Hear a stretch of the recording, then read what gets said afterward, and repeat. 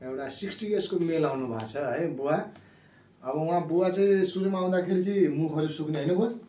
मुखहरू सुक्ने, सिर्काहरू झान्ने, नसाहरू दुख्थ्यो है। अहिले कस्तो छ तपाईँलाई? अहिले त ठिकै भएको छ। अहिले ठिक भएको छ है।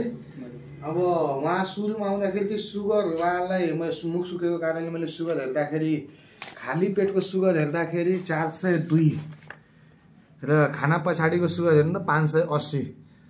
उहाँलाई मैले अस्ति नै एकचोटि भर्ना भएर बस्नुहोस् भन्दाखेरि उहाँले मान्नु भएन, मुखैबाट औषधि खाएर अहिले चाहिँ कन्ट्रोलमा ल्याएर आजको सुगर हेर्दाखेरि हेर्नुहोस् त उहाँलाई खाली पेटको 163 र खाना पछाडिको 170 छ। एकदम कन्ट्रोलमा राख्नु भएको छ उहाँले आफ्नो सुगर है बा।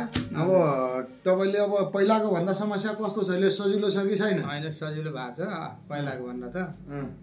सिर्काहरू हान्ने, सिर्का हान्नाले त्यो खुट्टा यहाँ तल यो गाँठा दुख्छ कि कहिले कहिले कहिले दुख्छ हो। त्यो त अब त्यो तपाईँको साइटिकाको कारणले पनि दुखेको हो होइन। सिर्काहरू हान्ने, मुखहरू सुक्ने भएको छ कि छैन? मुख सुकेको छैन।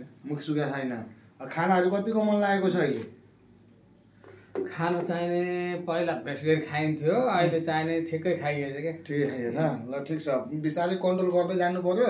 र सुगरको बिरामीहरूलाई चाहिँ एउटा के रिक्वेस्ट गर्न चाहन्छु भनेदेखि बिहानै बेलुका मात्रै खाने बस्ने बानी नबसालौँ है। यो सकुवा चाहिँ 2-3 घन्टामा बा है, 2-3 घन्टा थोरै थोरै भए पनि जे भए पनि थोरै भए पनि खानु पर्यो, थोरै थोरै भएर खानु पर्यो है। होइन सुगर स्वाट्टै कम भयो भने होस हराउने, पसिना धेरै आउने भयो भने फेरि त्यो हामीले बाहिरबाट सुगर दिनुपर्छ है। थोरै थोरै थोरै थोरै गरेर खाँदै गर्नु पर्यो है। सुजा खाना मिल्छ? मिल्छ, भुजा चिउरा मिल्छ है। तपाईँले खानुभयो भने मजाले मिल्छ। त्यो मनपर्छ?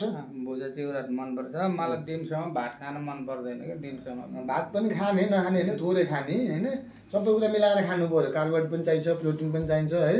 सबै कुरा मिलाएर खानु पर्यो बुवा। रोटीहरू पनि खानु मिल्छ है। रोटी पनि खाने, तर धेरै चाहिँ नखाने। थोरै थोरै गरेर 2-3 घन्टा 4 घन्टामा अलिअलि भए पनि चाहिँ खाँदै गर्नु पर्यो है बुवा। अनि त्यस्तो केही प्रब्लम भयो भने, जस्तै पसिना आयो, होस हराउँदै गयो भने चाहिँ तुरन्त एकचोटि मैले दिएको नम्बरमा एकचोटि फोन गर्नु होला है। ल हुन्छ। अहिलेलाई मैले तपाईँलाई एउटा औषधि, त्यो औषधिलाई खुवाउनु के अरे खाँदै गर्नु है। 15 दिन पछाडि एकचोटि फेरि सुगर जाँचेर मलाई भेट्नु न। हुन्छ है। हस् त बस, नमस्कार।